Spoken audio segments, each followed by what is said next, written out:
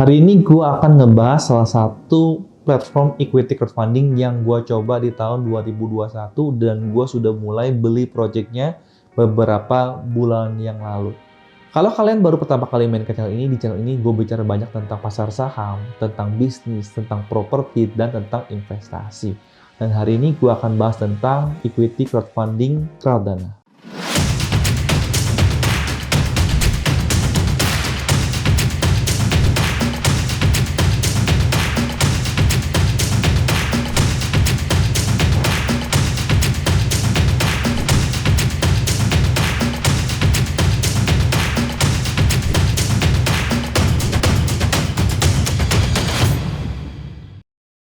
BTW, kalau kalian belum tahu apa itu equity crowdfunding, gue pernah bikin satu video khusus menjelaskan apa itu equity crowdfunding. Kalian bisa lihat link videonya ada di sebelah sini. Nah, gue bakal meringkas sedikit lah apa itu equity crowdfunding. Nah, kalau kalian seorang investor ya, udah ada sebuah perusahaan, dia kekurangan dana. Nah, dia membutuhkan dana dan kita punya duit. Nah, ada orang yang punya duit ini kita namakan investor, mungkin ada beberapa puluh orang atau berapa ratus orang. Kita invest 1 juta, ada invest 10 juta, ada invest berapa puluh juta, berapa ratus juta ke sebuah perusahaan ini. Dan perusahaan ini akan menggunakan dana investor ini untuk membangun bisnisnya. Nah, di crowdfunding ini ada beberapa macam bisnis. Misalkan bisnisnya adalah kos-kosan. Ada bisnisnya juga itu ada F&B. Ada juga PetaShop. Nah, gue yang ngambil itu adalah bisnis yang PetaShop. Nah, BTW, gue pingin mereminder kalian ya. Kalian harus tahu dulu equity crowdfunding ini bukan yang bisa untung cepet. Beda sama kripto yang satu hari bisa naik 20%, bukan. Bukan seperti saham yang satu hari ini bisa naik 25%, bukan. Jadi ini berbeda banget ya. Ini adalah sebuah perusahaan private, bukan sebuah perusahaan listing. Artinya kalian kalau menjual belikannya pun bahkan butuh waktu. Nanti ada namanya itu adalah secondary market. Ya, nanti crowdfunding juga ada namanya secondary market. Nah, kalian bisa jual kepemilikan saham kalian ke orang lain. Nah, tapi baik lagi, itu karena sebuah private company, ya harganya itu tidak bisa digoreng seperti misalkan saham saham KF atau INAF yang tahun lalu bisa naik mungkin ratusan persen. Ya itu nggak bisa. Jadi equity crowdfunding ini cocok buat para investor yang pingin belajar bisnis, pingin tahu model bisnis ini, profitnya seperti apa, kurang lebih seperti apa, dan pingin dapat mungkin passive income setiap 3 bulan sekali. Ya, dimana biasanya si penerbit ini, perusahaan ini setelah menghasilkan laba, uangnya itu kita dapat dividen, investor itu dapat dividen. Kurang lebih dividennya tergantung daripada laba perusahaan tersebut. Ya, mungkin ada yang setahun bisa 10%. Ada yang 6%, kurang lebih ya, tapi menurut gue dividen itu di atas daripada bunga deposito. Nah, ini adalah tampilan dari aplikasi Cardano, dan alasan pertama kenapa gue pakai aplikasi Cardano ini. Menurut gue ini satu-satunya aplikasi yang transparan, yang sangat transparan. Kenapa? Karena waktu itu ya, gue bakal tunjukkan lainnya itu adalah di mana project pertama aplikasi Cardano itu ada. Ya, mereka mulai dari bisnis yang kecil dulu, bisnis yang stabil dulu, yaitu mulai dari kita lihat nih ya.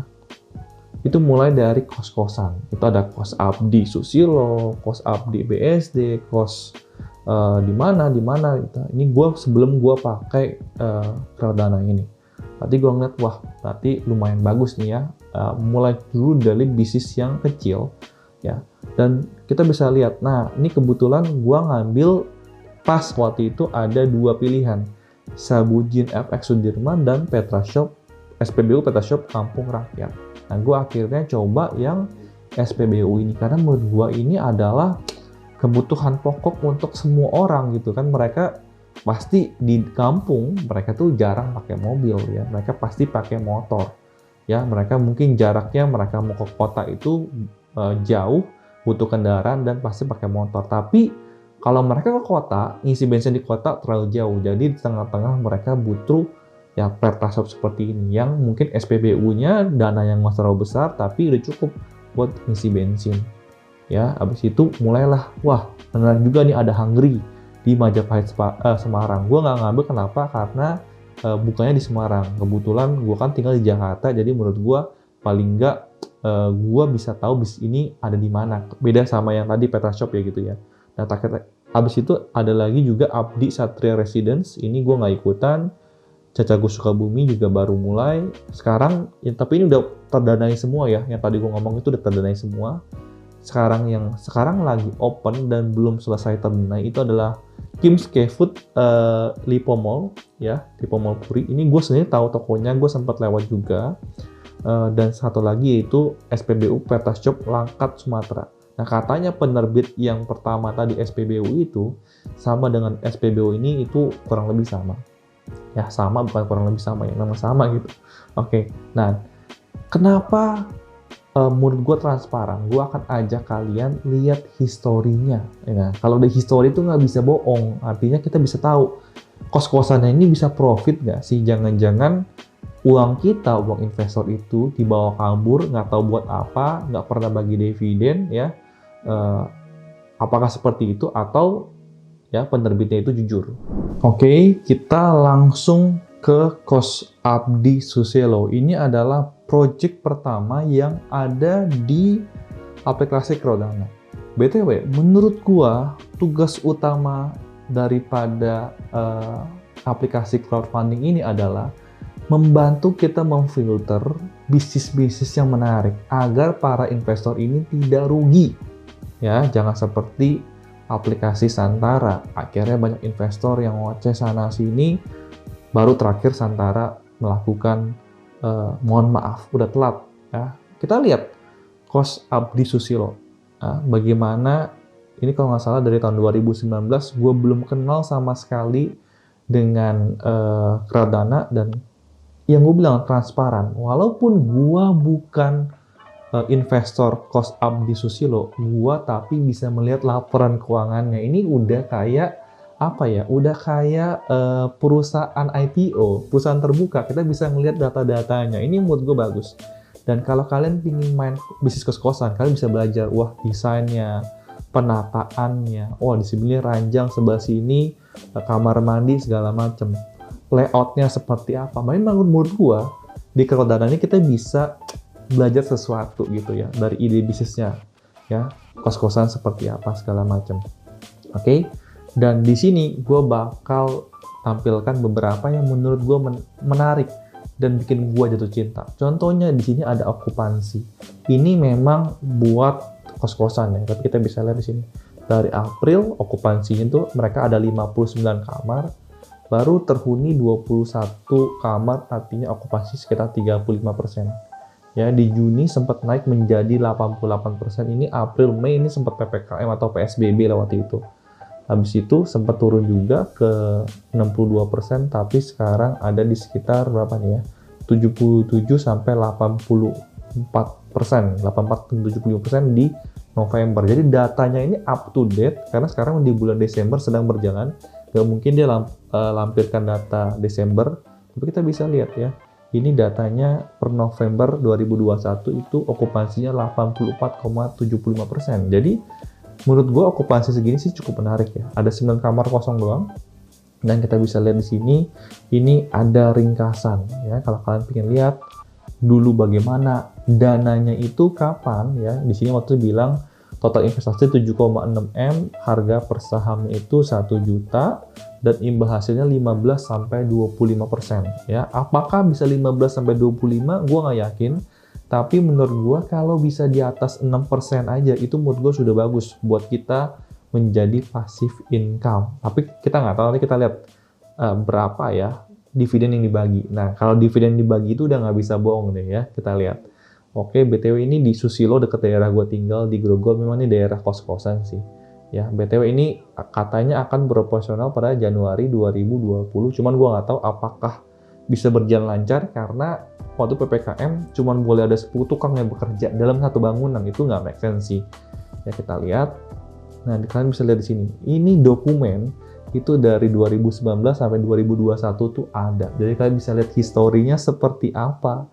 Ya, ini menurut gue, ini yang gue suka, yang gue ngomong transparan ya, dan kita bisa belajar sesuatu di sini. Layoutnya seperti apa, habis itu misalkan proyeksi dari punya omsetnya berapa, itu semua ada. Ya kita bisa contoh nih, misalkan proyeksi tahun 2020 omsetnya adalah 828 juta per tahun, ya. Dan laba bersih sebelum pajak itu adalah 564 juta. Ya, kita lihat apakah bisa seperti itu, kita nggak tahu. Dan kita balik lagi ke aplikasi Crowdana di sini. Ya, kita ke tahun 2020-nya nih, kita lihat benar nggak? Wah, waktu itu ternyata tahun 2020 mereka lagi renovasi tuh. Bisa kelihatan progresnya seperti apa. Ya. Habis itu kita bisa lihat, oh tanah ini dinilai sebagai 2,7 miliar ya. Habis IMB ini berapa duit. Nah, kalian bisa belajar, oh ternyata kalau bikin kos-kosan butuh biaya IMB seperti ini, biaya notaris seperti ini ya. Jadi kalian bisa belajar, oh ternyata konstruksinya ini buat bikin kos-kosan butuh dana sekitar 3 miliaran dengan luas segini. Ini adalah sesuatu yang kita bisa belajar menurut saya. Jadi ini bagus banget sih menurut gue. Nah, kita bisa lihat nih, timeline-nya 2020 ya, mereka rencana penyelesaian furnishing, pemasakan furniture, kasur dan AC, dan tahun 2020 akhir tahun mereka rencananya ini pemasakan iklan, persiapan sewa dan lain-lain ya. Kita bisa lihat, nah ini progres renovasinya, kita bisa lihat pasang railing tangga ya, habis pasang AC ya, pasang keramik ya. Ini kita bukan investornya bisa ngelihat hal-hal detail seperti ini. Menurut gue ada hal yang bagus banget yang pengen belajar ya. Kita bisa lihat nih, aset lancarnya berapa, ya kan, pendapatannya berapa. Nah, kalau kalian nggak ngerti aset lancar ini, nah, kalian wajib nonton video saya nih, di mana belajar laporan keuangan tentang neraca atau balance sheet. Jadi kita nggak akan ketipu sama penerbit karena kita udah ngerti bagaimana cara baca laporan keuangan, ya. Kita bisa lihat seperti apa. Dan berikutnya, ya ini tahun 2020. Nah, kita lihat tahun 2021, kita bisa lihat, gue buka yang terbaru. Ya, wah, ini udah jadi dan udah keren, ini foto asli. Kalau tadi masih desain, sekarang udah asli. Tampilannya seperti apa, dan kita bisa lihat nih, ya. Periode Q3 2021, dividen, ya, dividen itu 131 juta. Lumayan tuh ya. Dan kita lihat di sini, laporan di direksi, di kata-katanya seperti apa, dan kita bisa lihat ya, bagaimana pendapatannya. Ini tentang okupansi ya. Okupansi di bulan Juli 63%, ya, di bulan Agustus 78%, di September 92%. Lumayan ya. Ini kita bisa lihat nih, ini pendapatannya ya, 58 juta, Agustus naik ke 73 juta, September naik ke 98 juta. Wow, ini menarik sekali. Kita bisa lihat ya, net operating income, kita bisa lihat dari 28 juta naik ke 64 juta, naik hampir lebih daripada 2 kali lipat. Ya, ini sesuatu yang bagus. Dan kita bisa lihat masih punya cash 153 juta. Ya, untuk aset lancarnya kita bisa lihat seperti itu. Nah, ini kita bisa belajar banyak nih di sini. Dan ya kalian bisa hitung sendiri ya, dividen tadi 131 juta dengan uang investasi yang sudah diinvestasikan berapa. Nah, ini baru satu project yang kita bisa belajar ya. Tadi okupansinya lengkap, ada dokumentasi, ada berita juga. Kita bisa lihat, oh ada laporannya ya, laporan Q2, laporan Q3, itu bisa baca. Padahal kita bukan investornya. Jadi menurut gue, ya ini sesuatu yang kita bisa belajar banyak sama aplikasi Crowdana ini. Nah, tadi kan kita bisa lihat itu adalah kos Abdi Susilo. Nah, kalian bisa buktiin sendiri deh, kos-kosan yang lain lancar apa enggak, gimana gue nggak tahu ya. Tapi gue pengen tahu nih, ini adalah SPBU Pertashop Kampung Rakyat ini yang gue investasikan. Nah, gimana kita bisa lihatnya? Bisa balik. Ini ada namanya portfolio di sebelah bawah kiri. Dan BTW kamu udah nggak bisa beli ini lagi karena ini sudah terdanai 100% ya.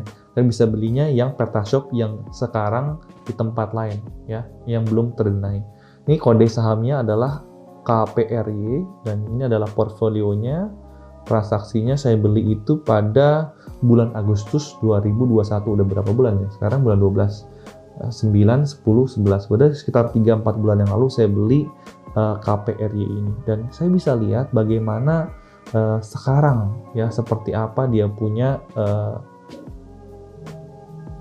up to date-nya. Nah, pertama-tama kita bisa lihat nih, uang yang dibutuhkan adalah 2,2 miliar ya, lalu ada 455 pemodal atau investor ya. Ini return of investment itu sekitar 10% dan jadwal pembagian dividen itu 3 bulan sekali. Nah, di sini ada namanya prospektus. Nah, kita bisa belajar sebelum kita menginvestasi, kita harus wajib dulu baca prospektusnya.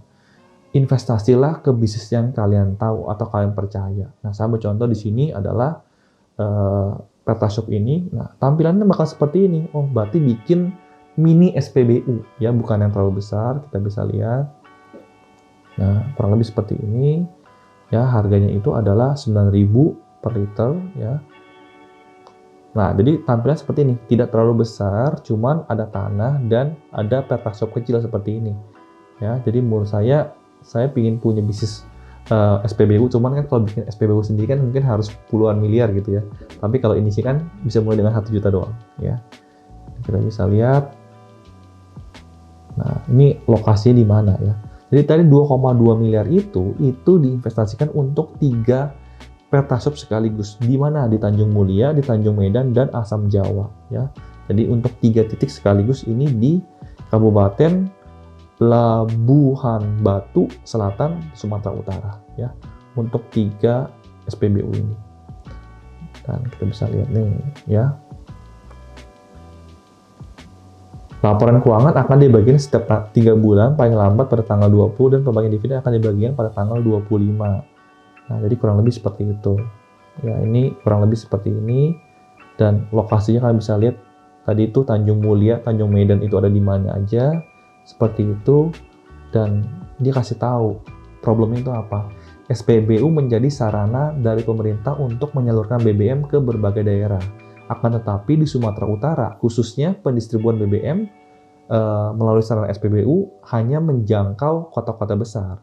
Hal tersebut berimbas terhadap masyarakat yang berdomisili di daerah pedalaman. Untuk mendapatkan BBM itu agak sedikit sulit. Nah, ini menurut saya dia bisa baca apa ya, kebutuhan yang ada. Nah, makanya bikin PetaShop yang modalnya nggak terlalu besar, tapi bisa buat 3 tempat sekaligus. Ya, ini menurut saya cukup bagus. Dan kita bisa lihat nih, luas tanahnya berapa, harga tanahnya berapa, ya. Lokasi kedua di mana, kurang lebih seperti ini, ya.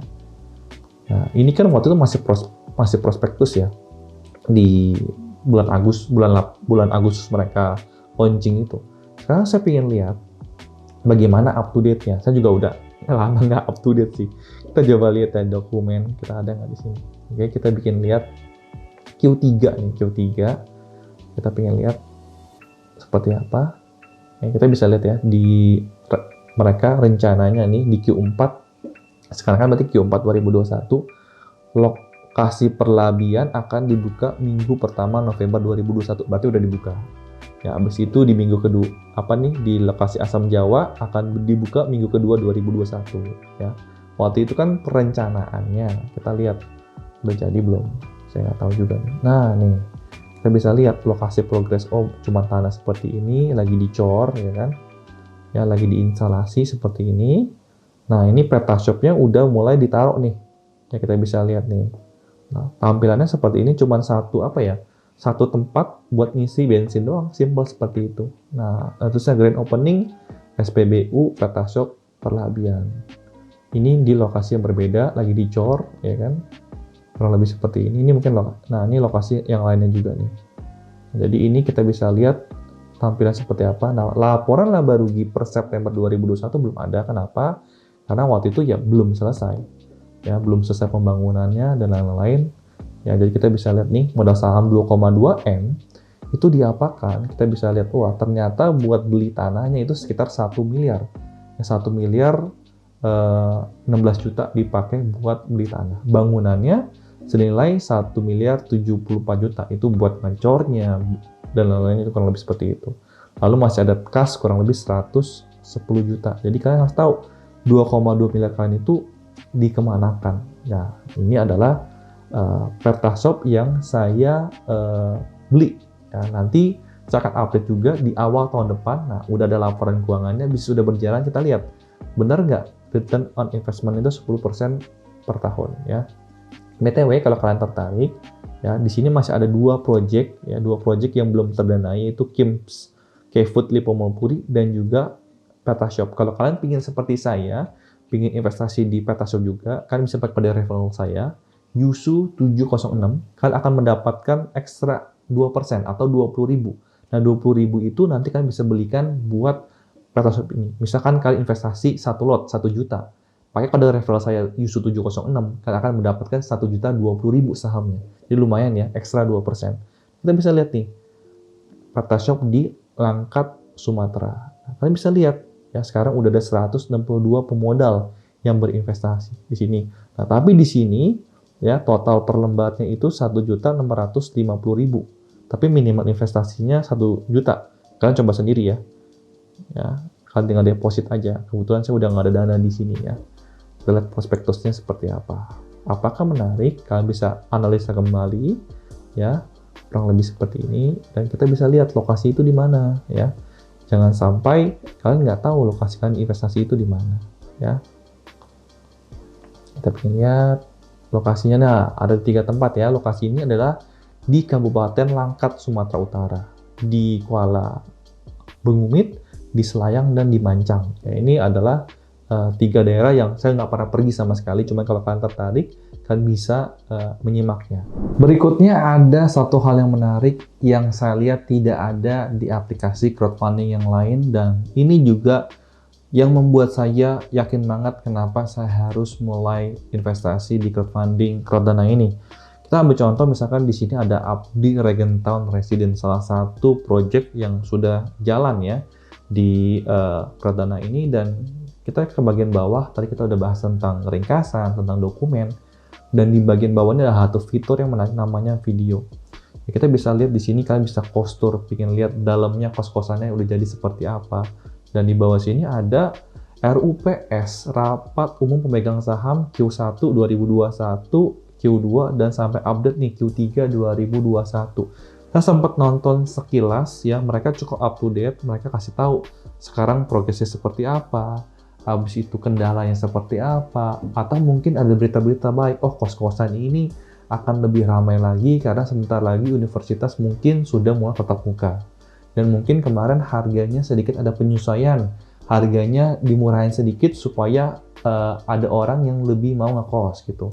Tapi nanti kalau mungkin okupansi sudah mulai ramai, harganya akan dinaikkan kembali. Dan ada informasi-informasi tentang laporan keuangan dan lain-lain. Jadi menurut saya ini adalah sebuah hal yang bagus, kita investasi dan kita tahu perkembangan bisnis yang sedang kita investasi ini seperti apa, kendalanya apa. Jadi kita bisa belajar juga. Nantinya kalau kalian dari investor kecil-kecilan kos-kosan dan kalian ke depannya pingin bikin kos-kosan sendiri, kalian udah tahu, oh kayak ini mas, saya udah tahu desainnya seperti ini, layoutnya seperti ini, kendalanya seperti ini, dan lain-lain. Kalian udah ngerti ya. Jadi menurut saya inilah hal yang bagus banget, kita dari investor bisa belajar banyak. Dan tentu ya ada juga project yang menarik. Sekarang Petashop masih ada yang belum terdanai. Kalau kalian ingin daftar, kalian jangan lupa pakai kode referral saya di Yusu706.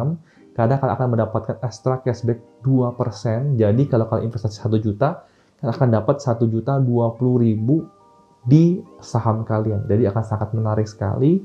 Dan nanti di awal tahun 2021, apabila laporan keuangan Petashop saya sudah keluar, saya akan sharing lagi, bikin video up to date ke kalian, apakah investasi di Petashop itu menarik.